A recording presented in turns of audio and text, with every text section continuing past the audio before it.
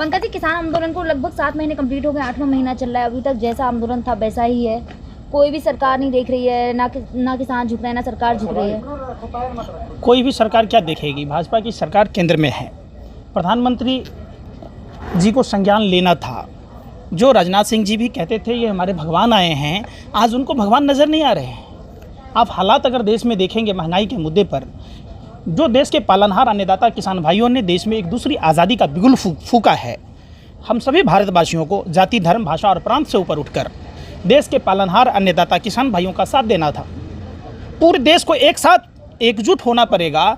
आज लोगों को महंगाई के बाद ये सोचने पर विवश कर दिया है कि किसान सिर्फ अपने लिए लड़ाई नहीं लड़ रहे। आपसे पूछना चाहूंगी, पहले स्मृति ईरानी सिलेंडर लेकर आई थी, अब वही चीज राकेश टिकैत भी लेकर आए हैं स्मृति ईरानी की तरह। नहीं, अब इस फिर वही बात, कहाँ स्मृति ईरानी है, कहाँ राकेश टिकैत जी? स्मृति ईरानी भी हो, फिर वही बात मैं क्या कह रहा हूँ, आप समझो। स्मृति ईरानी सेल्फिश महिला हैं जो सांसद और मंत्री बनने के लिए आंदोलन किया था। राकेश टिकैत जी देश का वजूद बचाने की लड़ाई लड़ रहे, आने वाली पीढ़ी को बचाने का लड़ाई लड़ रहे। तो दोनों को कंपेयर आप नहीं कर सकते। आप समझिए, किसान जो देश के भी किसान संगठनों ने जो एक स्वरूप खड़ा किया है, हम लोगों को फिर से याद दिलाई है कि हमारे बाप दादाओं ने कैसे आज़ादी ली थी गोरे अंग्रेजों से, और हम सभी को इन काले चोरों से लेना होगा जिनके बाप दादा गोरे अंग्रेजों की दलाली और मुखबरी कर रहे थे। वहीं यूपी चुनाव स्टार्ट हो गए हैं, यूपी में गर्माहट शुरू हो गई, वहीं मंत्रिमंडल का विस्तार हुआ है, उसके बाद लखीमपुर खीरी में जो घटना हुई है उस पर क्या कहना चाहेंगे? आप समझिए, तांगा में चक्का बदल लेने से तांगा स्पीड नहीं चलेगा, तांगे में गधे की जगह घोड़ा दौड़ाना पड़ेगा ना। आप समझिए, ट्रेन का इंजन खराब है, डबल इंजन। आप समझिए, मतलब आप जो विस्तार हुआ है मंत्रिमंडल का, आप उसे घोड़े से कंपेयर कर रहे हैं। आप एक बात बताइए, ये जो नए मंत्री बने हैं, इंजन खराब है तो बोगी बदलने से रफ्तार नहीं पकड़ेगा ना, इंजन बदलना पड़ेगा। अरे सुनिए ना, स्वास्थ्य मंत्री, प्रधानमंत्री मोदी जी बहुरूपिया हैं, नौटंकीबाज हैं, ड्रामेबाज हैं। अपने प्रधानमंत्री खुद स्वीकार कर रहे हैं कि यह मंत्री काम नहीं कर रहा। कौन सा मंत्री काम कर रहा बता दीजिए? खुद प्रधानमंत्री कहाँ कृषि मंत्री? फिर अरे सुनिए ना, स्वास्थ्य मंत्री चेंज करके कृषि मंत्री चेंज नहीं हुए तो वो तो काम कर रहे हैं ना। आप समझ लीजिए ना, काम कर, आपके कहने से तो प्रधानमंत्री भी काम कर रहा है। 31 दिसंबर को WHO ने कहा कोरोना से संज्ञान लेना था, तो क्या प्रधानमंत्री को दिल्ली चुनाव में शामिल होना था? क्या प्रधानमंत्री को ट्रंप की गुलामी करानी थी? क्या प्रधानमंत्री को 23 मार्च तक, जब तक व्यापक घोटाला वाले आटा चोर, कंस मामा, वैक्सीन चोर शिवराज सिंह चौहान की सरकार नहीं बनी, तब तक देश से कोरोना छुपा के रखा? 24 मार्च को अनप्लान्ड लॉकडाउन लगा दिया। ये किसके सगे हैं? ऐसा कोई सगा नहीं जिसको ठगा नहीं। देश के मजदूरों के सगे नहीं हैं, देश के व्यापारियों के सगे नहीं हैं, देश के माँ बहन बेटियों के सगे नहीं हैं। किसके सगे हैं? देश के पालनहार अन्नदाता किसान भाइयों के सगे नहीं हैं, जो किसानों की आय दुगुनी करने की बात कहते थे। आप समझिए, डीजल और पेट्रोल के दाम बढ़ गए, आसमान छू गए। तो अंधभक्त तो अब भी कह रहे चाहे 500 को हो जाए हम फिर भी लेंगे। वो अंधभक्तों को घर में पूछिए, उनकी माँ बहनें उनको डेली चप्पल और जूतों से मारती है, लेकिन क्या है, उनके दिमाग में गुस्सा भरा हुआ है।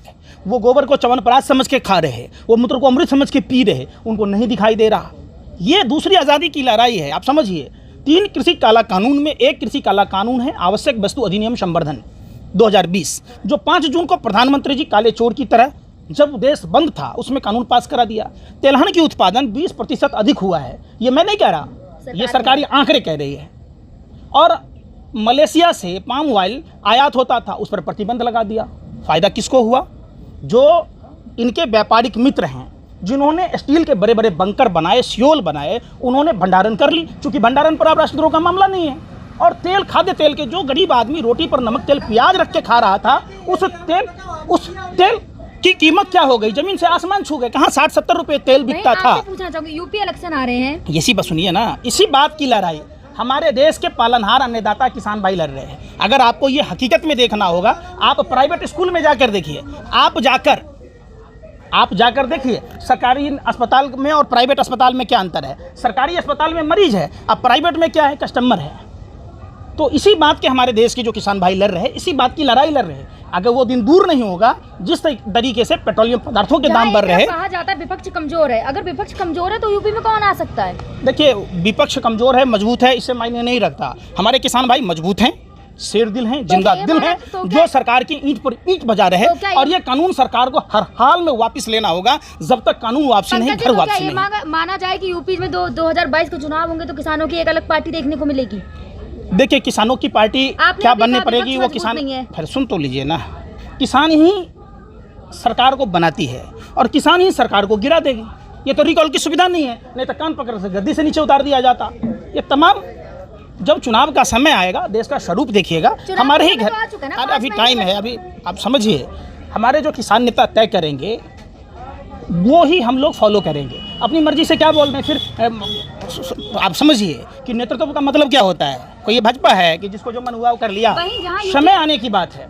वहीं जहां यूपी इलेक्शन आ रहे हैं और लखीमपुर में ऐसी जो घटना हुई है महिला के साथ, उस पर क्या कहना चाहेंगे? सरासर गलत है। महिला किसी पार्टी की नहीं होती, महिला हमारे देश की शान है, सृष्टि का आधार है। और अब तो ये मोदी युग है कि भगवान श्री कृष्ण गोविंद भी नहीं आए, नारी के सम्मान में नहीं आ पाए, क्योंकि ये जुल्मी अत्याचारी जो लोग राम और कृष्ण की बात कह रहे थे। हमारा वेद शास्त्र कहता है नारी सर्वत्र पूज्यते। ऐसा नहीं देखा जा रहा कि ऐसी घटनाएं हो रही हैं फिर भी विपक्ष शांत है। देखिए, जहां एक तरफ चुनाव है और वहीं एक तरफ विपक्ष बिल्कुल शांत चुप्पी साधे बैठा है। अब विपक्ष का काम तो विपक्ष करेगा। जहां तक बात रह गया महिला के अपमान का, चूंकि शासन सत्ता में हम क्रिमिनलों को चुनकर भेजते हैं और उत्तर प्रदेश का मुख्यमंत्री क्रिमिनल है। मैं आपको बता दूं, बीजेपी आने से पहले जो विपक्ष था वो इतना स्ट्रांग था कि अगर कुछ भी होता था गलत तो विपक्ष सामने आता था।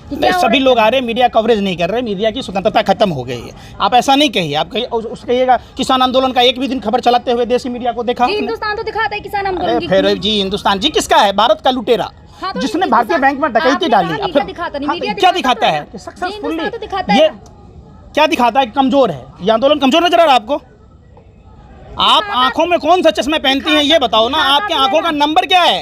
अरे दिनौदी है कि रतौदी आपको दिख नहीं रहा? किसान आंदोलन पूर्णतया सक्सेस है, मजबूती के साथ है। लोग पूरी की पूरी एकदम। आपने कहा नहीं दिखाता, तो मैंने कहा दिखाता तो है ना, कुछ भी दिखाता तो है ना किसान आंदोलन। हीरा चोर और खीरा चोर में फर्क नहीं है।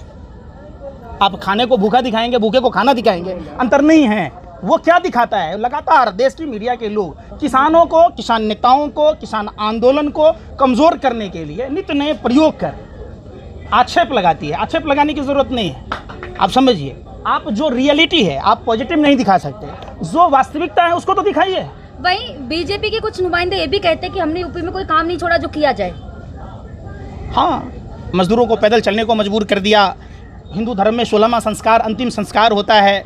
लोगों को मरे जिंदों को हॉस्पिटल में लाइन लगा दिया, मरे हुए को गंगा जी में फेंक दिया, चील कौवे खाते रहे नोच नोच कर, कफन की चोरी की, वैक्सीन की चोरी की। आप ऐसा नहीं लगता कि आप किसी विपक्ष पार्टी से कि सारे बीजेपी के जितने भी गलत काम आप वही बताते? अच्छे आप लोग गैंगस्टर की भूमिका निभाते हैं। आप लोगों के डर और खौफ के कारण लोग आज आंदोलन नहीं कर रहे, सरकार से सवाल नहीं कर रहे। आप लोग डायरेक्ट पहुंच जाते हैं, वहीं बंगाल चुनाव में पहुंच जाते, पाकिस्तान पहुंच जाते, कभी हिंदू मुसलमान करने। उत्तर प्रदेश की घटना नहीं दिख रही?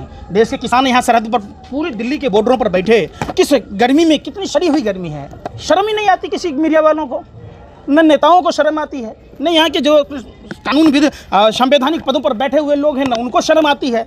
अरे आके मिलिए, पैरों में मेहंदी लगी है मोदी जी, आपके कृषि मंत्री को, आपके भी पैरों में मेहंदी लगी है, मुंह में रसगुल्ला है। अरे चंद कदम की दूरी पर देश का किसान, जो देश के भगवान कहे जाते हैं, और भगवान श्री कृष्ण ने कहा कि किसान ईश्वर का सहायक होता है, किसान राजा से बड़ा होता है, राजा सिर्फ राज्य का पालक होता है, किसान पूरी मानवता का पालक होता है। भी कह रही ना कि हमसे आके बातचीत कीजिए, लेकिन कृषि कानून को नहीं, कृषि कानून को छोड़ के किसी भी मुद्दे पे बातचीत कीजिए।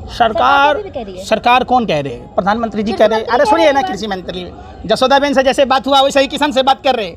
अगर जसोदाबेन जी से दिल से बात किए होते तो उनको भी बच्चा होता है ना, मोदी जी वादे के सच्चे होते तो मोदी जी के भी बच्चे होते। जब ये किसान आंदोलन से बात कर रहे होते, 11 दौर 12 दौर बात हुई, एक ही बात है, यस और नो। आप कानून वापसी ले लीजिए, किसान अपने घर को, बात खत्म। बात बताइए, सरकार में और मीडिया में दोनों में आप क्या सोच रहे हैं? दोनों समान है, एक ही सिक्का के दो पहलू हैं। शोले फिल्म देखा था आपने? चित भी मेरा, पट भी मेरा, सिक्का मेरे बाप का। दोनों एक ही सिक्के हैं। शोले फिल्म का सिक्का है मोदी जी के पास, मीडिया को टेक ओवर किया हुआ है। अंबानी के 27 चैनल हैं, अडानी के 18 चैनल हैं, पौने 2 आंख वाला करता रहता है, तांडव करता था। बच्चों 25-30 रुपये का पेट्रोल डीजल चाहिए कि नहीं? अब क्यों नहीं भोंकता आके? अब क्यों नहीं करता है? सवाल पूछो ना, कहाँ है नजारे, कहाँ है अमिताभ बच्चन, कहाँ है अक्षय कुमार? सवाल तमाम पूछे जाते भाई। आप इतने भी सत्ता की दलाली में इतने मशगूल हो जाओ, सवाल पूछो उनसे जाके, काम करो ना। 1000 रुपये लीटर पेट्रोल कर दो भाजपा के अंधभक्तों के लिए, और देश के आम नागरिकों के लिए 25-30 रुपये कर दो।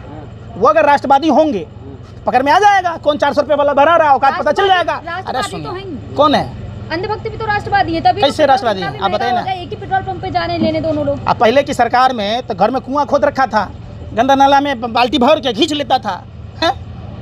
उधर राष्ट्रवादी था नहीं पहले की सरकार है, ना पहले देश में कोई राष्ट्रवादी था।